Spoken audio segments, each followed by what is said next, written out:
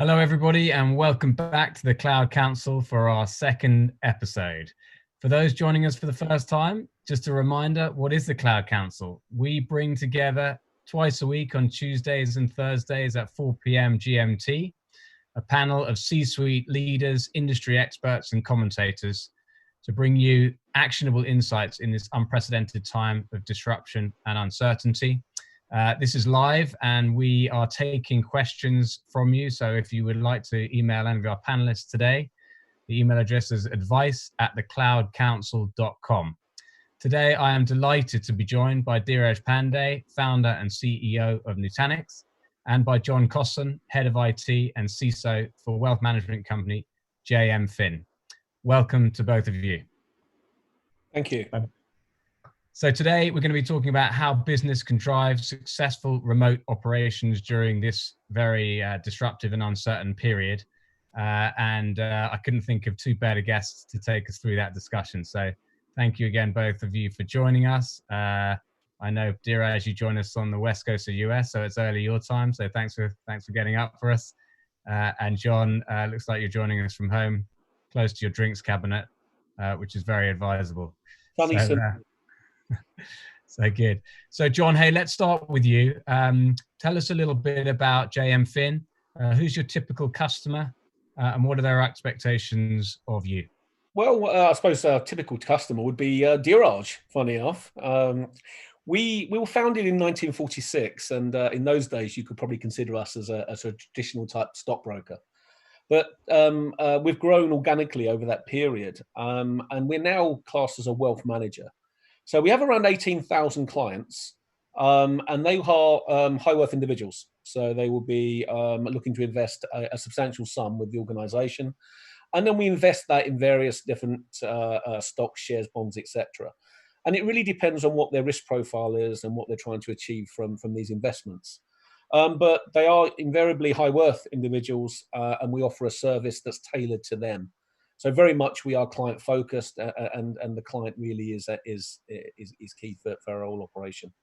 So from our perspective, it's very much driven by our clients and what they're looking for in a very competitive market. Got it. And John, thank you. So obviously we are in unprecedented times of disruption, uncertainty. You've got a pivotal role in JM Fin to help the business and your customers through that period. What are you seeing? Have those expectations changed, and how have you managed through that over the last few weeks and months? I think many in the industry, I think across the UK and across the globe, where are we now where we were, 4 or 5 weeks ago? It's all changed. I think this pandemic has spread throughout the world. I did reflect upon this a couple of weeks ago. Had this have happened 10 years ago, or even 5 years ago, what would our reaction have been? Now, virtual networks and working remotely has been around for many years, for decades, in fact. But to the degree that most organizations now are having to operate pretty much 99 or even 100% at home is a significant challenge. And it's not just a technical challenge, it's a logistics challenge as well. We're discovering now weaknesses potentially in broadband that we're having to overcome with the technology, because there's so many people now working in a different way. I think from our perspective, we were from about probably 3 or 4% remote working to 99% in a space of 1 week. And I'm trying to find some wood around here, because touch wood, it's gone very, very well. We're pretty much fully functional, operating efficiently. And very pleasingly, I think we've just had the busiest 1 to 2 weeks in our history. And that's obviously reflected in the volatility in the market at the moment. Yeah. And our technology has held up very, very well.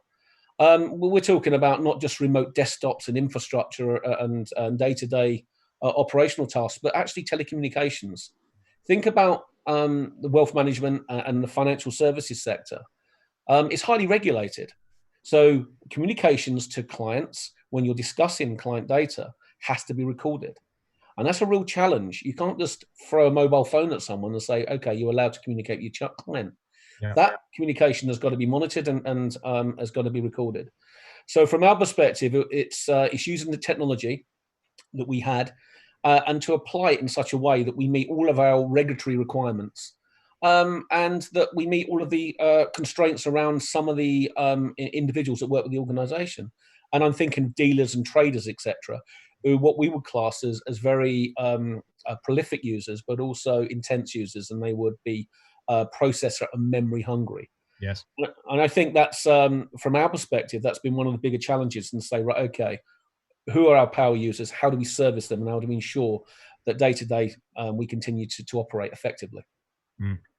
Well, that's great, John, and congratulations on getting through it and making a massive, step change, as you say, from a few percent to the whole organization being remote. I think we'll drill down a little bit on some of those areas, particularly around data and security, in a little while. But well done, and I'm touching wood here for you that it stays that way. Let me at that point just bring in Dheeraj here. Dheeraj, welcome again. Give us a bit of a reflection, I guess, on what you've heard from John here, and maybe a bit more perspective on what you're seeing from other customers. I know you talk at a senior level in a number of our customers and prospects. What are you seeing? Yeah, thank you so much. First of all of you to have dialed in. Thank you, John, for being here as well. And thanks, Tom, for the question. I think by and large, there are 2 or 3 themes that we're hearing from our customers. One of them is just wellness.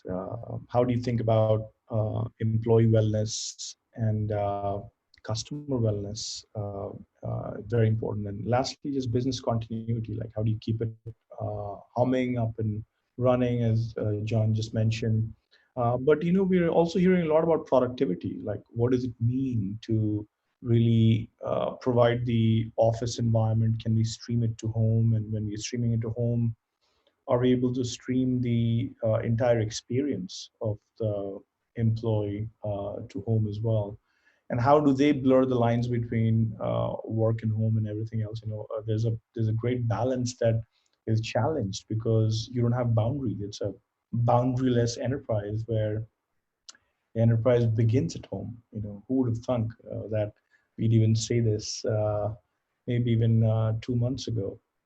And last but not the least, I think customers are thinking about hands-free operations because you can't get into data centers and the world of computing, and thinking about cash preservation and post-COVID, because this thing will probably I would say pass relatively soon in the next couple of months, where at least people start to go out and be outside the world of social distancing.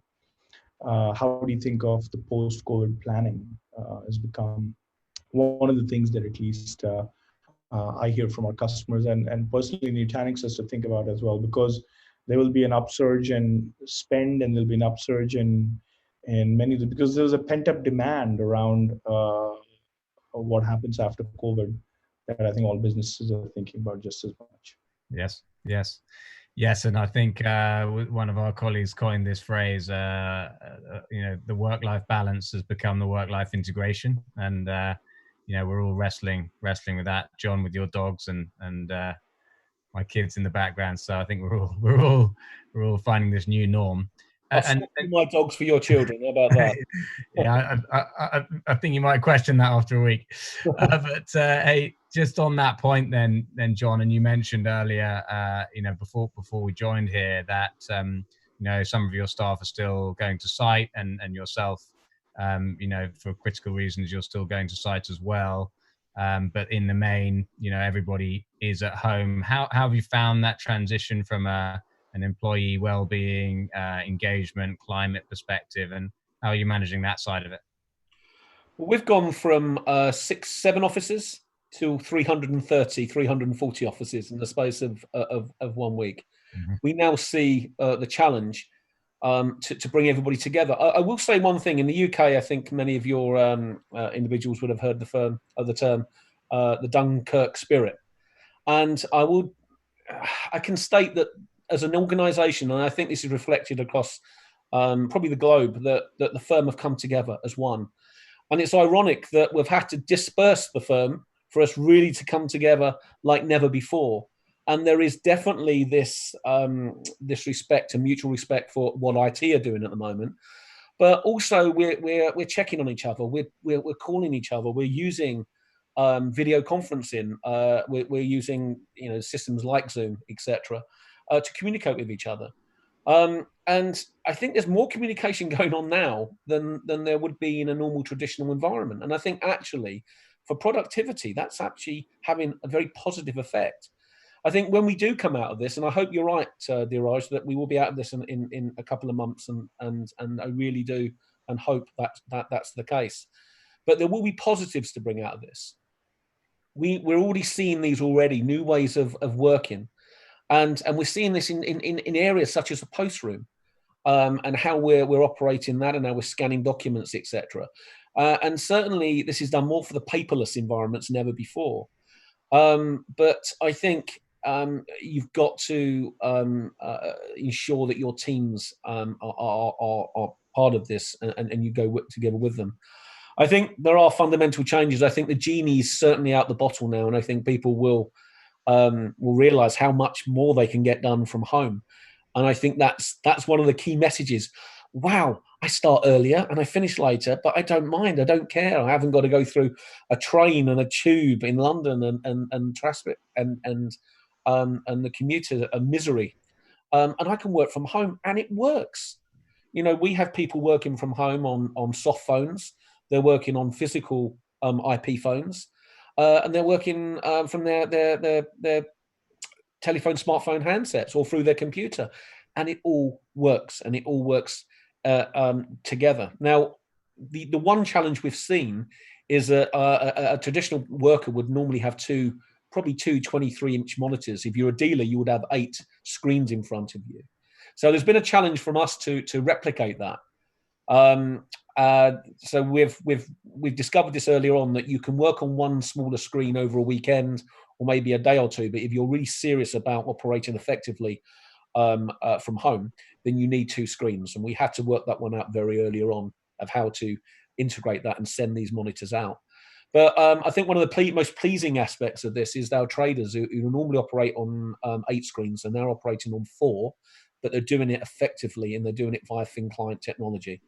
And certainly that's working really well, and allowing us to, as I said, have some of our busiest periods, our busiest trading periods on the technology, and it's working, and it's working effectively.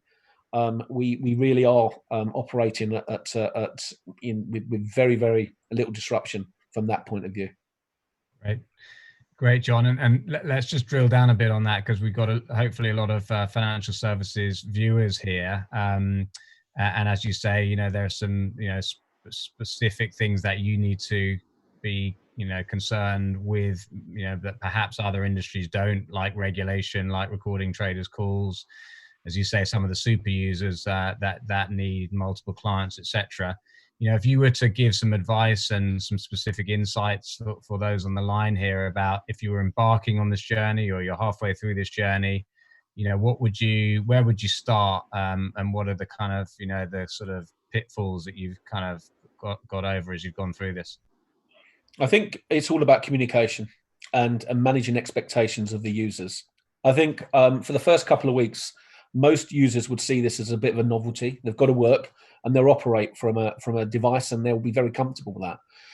What you'll find, though, is once everything works and it all functions correctly, they're going to want to say, actually, it would be nicer if I had this, and it would be a bit nicer if I had this.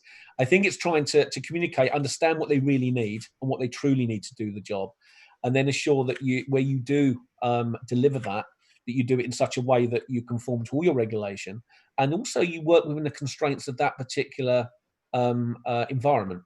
Now, what do I mean by that? We've seen the limitations of broadband in certain areas. So yes, it would be lovely if I had everybody working off of a 1 gig line.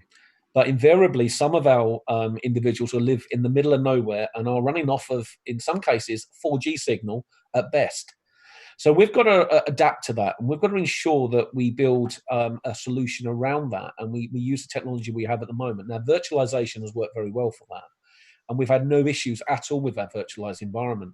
But I think where the challenges come in is where you're trying to operate on an IP phone and you're trying to record those messages. So there's always a challenge around that, because telephony requires quality of service when you're delivering these services. Mm-hmm. So there's more of a challenge when you're trying to do this over broadband services. And I think as we come out of this, one thing's for sure, and I will be pressuring government from the bodies that I lead and I'm part of, to invest more in our broadband infrastructure. Forget HS2 and everything else. We need fast broadband. And this is going to come out of this, that we need to invest more in our infrastructure. Because I think this is here to stay, and I think people will see the benefits of this, but we've got to be supported by government as well. And I think this is really going to be important from that side. Yeah, it's a great point. It's a great point. Hey, Dheeraj, just to bring you in on that one then, and you know, I guess other industries that you're seeing, you know, is that familiar in terms of feedback and other technologies that you're seeing kind of play a big role here in IT heroes, that we like to call them at this time? Oh yeah, absolutely. I think what James Finn is doing and what John has actually done is very typical of what most of the businesses have had to do now.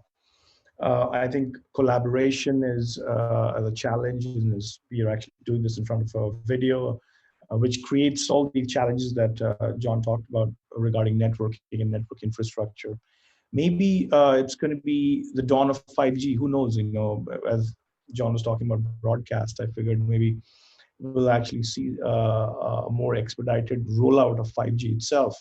But then there's a lot that's going on about data alone. Like, what do you do in terms of streaming data to these homes, and thinking about application streaming? And for the first time, many enterprises are even learning to use the word virtual desktop infrastructure for the first time, because they never had to think about desktop as a service and virtual desktop infrastructure as a first class application or a need for business continuity. I think disaster recovery has picked up to be a very big sort of concern. And most people used to buy it as an insurance, and they didn't really worry about the fine print of that insurance. You know, you have to go and really invoke the fine print of whether DR testing works. If you have to really do this without people, what does it even mean? And I think you talked about the protocols. I mean, we have a great partners in Citrix, so we've been working on communication protocols for streaming desktops for the last 20 years. We've seen the advent of HTML5 as a protocol for streaming desktops to homes. You know, we have the desktop as a service, thing called Nutanix Frame that people are using as well, quite a few of them. So I think by and large, this notion of cloud computing, being able to really stream a cloud to home, being able to really think about ubiquity of data and security and access to data and technologies around that have become quite prevalent in the last several weeks. I would like to come in there, if I may, Dheeraj. I think you mentioned a good point there. When we first looked at this, we had to do an assessment of how many people had home computers. We're delivering desktops. So one of the biggest challenges were, okay, surely everybody has a computer. No. We found that a majority of our staff actually use tablets or use smartphones. They didn't actually have a traditional computer. And I think that was the first thing we realized. Wow, we need to get some laptops out to some of these people. So I think for the future, I think we're going to certainly look at how we can deliver key applications in a different way. And I think this is going to really align us to look at delivering these in different mediums that can work. We have something in the region of about 50 applications that we have to deliver across our entire organization. But we are certainly looking at now we can streamline that, and we can deliver it in a different way. We use things like email through a smart device, etc., and some limited applications in a secure wrapper. But actually, I think this is where we're going to head, certainly in the next 12 to 24 months. And I think we are certainly looking at new ways to deliver these type of technologies across other platforms that people use on a regular basis. And it was certainly one of the from us. Sorry, go ahead. No. Just that I think you raise a very good point with that, and it's certainly something that's on our on our agenda for the next 12 months. Yeah, thank you. And just one small thing I'll add was about the need for graphics and GPU heavy workloads coming in as well. Because if you need like 4 terminals to home and you need to virtualize them, then what does it mean to really do this server-based computing where we're doing graphics and have a GPU-based cloud for massively resource hogging terminals as well. So there's new things that are coming to the fore that many enterprises had never thought about before. I think delivering some of the key and servicing some of the key users. Certainly, we've managed to. I think 8 screens would have been. I think that would have been 4 screens too many. But the realization that actually, do traders need 8 screens? 4 screens are more than capable of delivering what they needed. And we haven't offset the GPU, but it works really well. With one of the traders who never comments on IT, never says anything, but actually sent an email in the first week of lockdown and actually said, this really works well. And actually sent an email to myself and the CEO, and that was actually quite pleasing to see that. And he states it works quicker for him and his house, or as quick as his house, and it doesn't work. And I'm thinking, yeah, you just want to work at home more. That's what that's about. But it's a real testament to the fact that this technology actually delivers and really works. So that's really pleasing. So John and Dheeraj, let's talk a little bit more about security. That's obviously, again, very topical and a concern. We're all now remote, and that means you've got potentially new, risks internally in terms of protecting that data, and potentially also new external threats. What changes have you had to make, or what other considerations are you having to make looking forward, John, particularly in a regulated industry, to ensure the protection of that data? I mean, from a security perspective, the risks are never gone away. Working from home, working from your place of business, there are slight changes to this. We've always been very proactive. I mean, I'm a CISO. Half of my job is security. My master's is in security, et cetera. So I live and breathe security, and there has been a huge effort made from many organisations, and I would like to believe that JFIN have been ahead of this, educating their users. We do regular seminars, and not just one seminar that's for half an hour that people sit and, it's a very interactive session, and we follow that up. And certainly from the lockdown, we've sent out documentation, we've sent out regular emails regarding things like social engineering, which is more prevalent now. I think certainly from cybercrime perspective, and this has been highlighted by the National Cybersecurity Centre, that obviously cyber criminals are very aware that we are in a lockdown situation and are using that to leverage and to target specific people.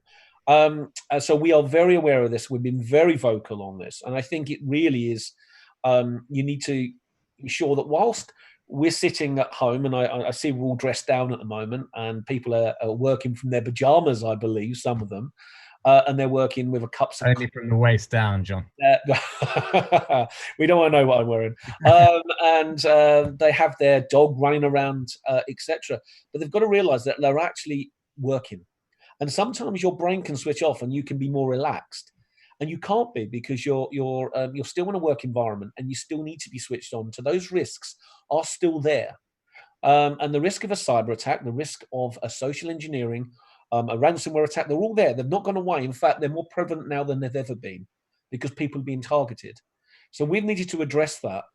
We've need to look at and speak to our clients, because as we all know, the technology is there, but the weakest link is the user. It's us. And I include myself in that as well. So I think it's a continuation of that. But what we've been doing over the last couple of years is it's about defense in depth. So we've deployed many solutions, and they talk to each other. These are not siloed, standalone solutions. They come together. They interact. And what we've managed to do for this is to put our umbrella almost, or our arms around those remote users like never before. So we've offered our own free endpoint security solution. Because again, I've gone from endpoint solutions in the protected network to now this is almost in a distributed term, even though we're using virtualization. So we're offering our protection to the endpoints, and we're protecting like never before. So we already were proactive in smart devices, having antivirus software on them, even iPhones. But now we've extended that, and people will be more focused on this. So security is more important than ever before, and I think that's something that that we've been championing. Great, and Dheeraj, you seeing the same here? Any other advice you have for our viewers on this space? Yeah, I mean, I think if you look back and see the one company that did a very good job of this was Apple, was really bringing simplicity and security together in the same experience, which is the hardest part, because one is a left brain paranoia, the other one is the right brain, which is elegance and delight. And to make security invisible is really hard. And as a company at Nutanix, we've been doing this for many, many years, as many of our customers, and I hope John acknowledges that too, about how we've made things hands-free and simple. How do you make security hands-free and simple and invisible is the challenge of the future. Just like business continuity is an aspect of security to the enterprise. I think security alone, and this goes all the way to the culture and security life cycle, and thinking about everything encrypted, not just data at rest, but also data in flight, multi-factor authentication. I mean, even things like video conferencing security has become that much more relevant. Desktops, I think one of the killer apps for this buzzword that we've come to use in the industry around microsegmentation, which is really software-defined security. Um, how do you bring that to virtual desktop infrastructure? Because there's different kinds of users. You have power users who have to be segmented away from the knowledge workers, or segmented away from the task workers. So you got to start to apply differentiation to security as well, and really think about prioritizing what really you're analyzing and monitoring and observing. And I think last but not the least, really bringing it all together in an experience that's not very intrusive. I think that's the big challenge. Mm-hmm. I think is to try. You need to ensure that business understands this, that security is actually a business enabler. It doesn't have to be a hindrance. And I think you're absolutely right. It's about simplistic approach to this. A bit like a swan, you see it move very smoothly, and it's very complicated what's going on underneath. But realistically, for the business, it needs to be very straightforward, and it needs to be effective. It's pointless having all these different technologies out there unless they're actually going to protect what's actually important and understand where your data is and how you're going to protect it. And I think that is, it's not a small undertaking, but once you've done that, you can then apply the right technologies that suit your business. And you really don't want to be reactionary to this. You want to have a plan in place and make sure security is woven into the fabric of the business. And I think that's really key right from the start. And I think even if it's unpopular, and what we're seeing at the moment is many organizations are throwing out terminals, we're throwing out laptops, anything. Let's get our users online. We need them to work from home. But you need to think about security implications first. That needs to be thought out at the same time. And if it's unpopular, you need to accept that. And this is why security needs to come in right from the top. And we were very, very forward with this and said, right, okay, we are going to roll out some laptops to some individuals, but we think about security first. We lock them down. We make sure there's a security umbrella around there, and the users are aware of the risks. And I think that's absolutely critical. And it's certainly something that we're thinking about. And we don't just rest on those morals. We're doing this, and we're having security meetings every day to make sure that we're adhering to this. So I think it's what you say is absolutely correct. So John, just you've shared a lot of insights here, there on security and thinking about it from the outset, how you've made this big shift, touching with how that's been a pretty non-disruptive, shift for you as a business. If you were to leave a couple of gems of insight for our viewers here beyond what you've already shared, what would you say would be the best sort of actionable insights for people watching here? I think sometimes you can focus on the small changes because they can have the biggest impact. Look at your key weaknesses and key areas, and try to target those. Security it means so many things to so many different people, but invariably, the weakest link is the organic interface.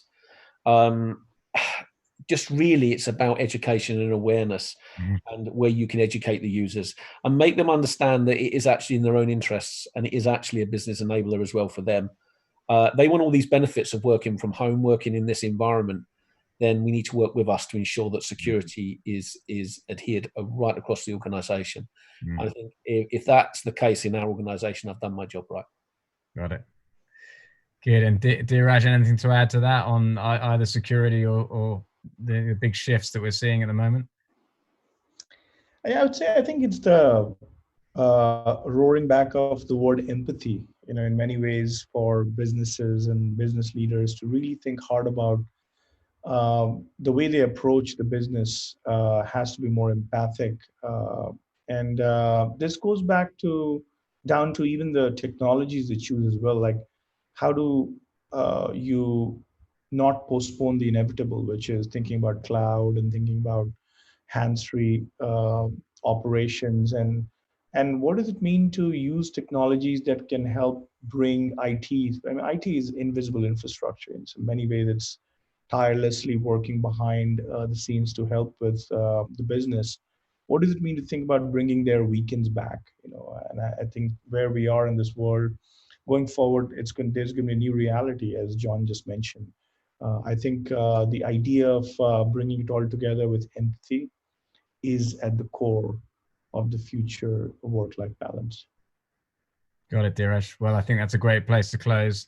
Let me just thank both you, Dheeraj, and John for your time this afternoon and terrific insights for our viewers here. Really appreciate it. Could I just finish on one thing? I was just thinking what Dheeraj said. And I want to quote Winston Churchill here, if I may, because someone spoke to me earlier on and said about what does this mean for the future?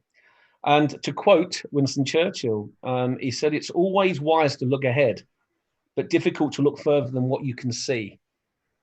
And I think actually that's very poignant at the moment. We're looking ahead. We're seeing where this is gonna take us, but we need to be flexible enough to see where this is going to lead. And I think at the moment, I think the IT industry needs to really pat itself on the back. We have delivered. Yeah. We really have delivered, and I think that needs to be. We need to be commended for this. In all this uncertainty in the world, we really have delivered that. And just to top it all with another Winston Churchill quote, because you just invoked my favorite movie of all times, Darkest Hour.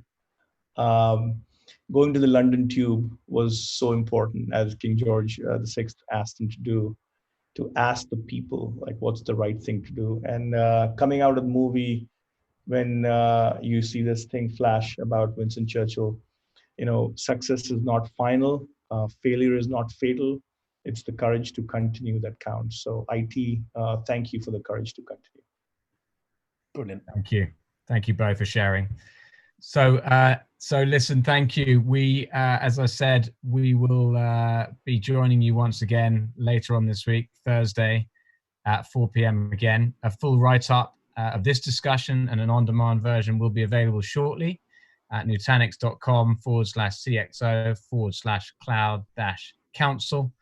And you will also find at that same website an on-demand version of our conversation last week with our guest, Julie Pierce, the Director of Openness, Data and Digital at the Food Standards Agency. So let me close again by saying thank you very, very much indeed to John Cosson, to Dheeraj Pandey for joining us this afternoon, or this morning in your case, Dheeraj, and sharing your insights. And with that, thank you all for joining us, and I will see you all next time.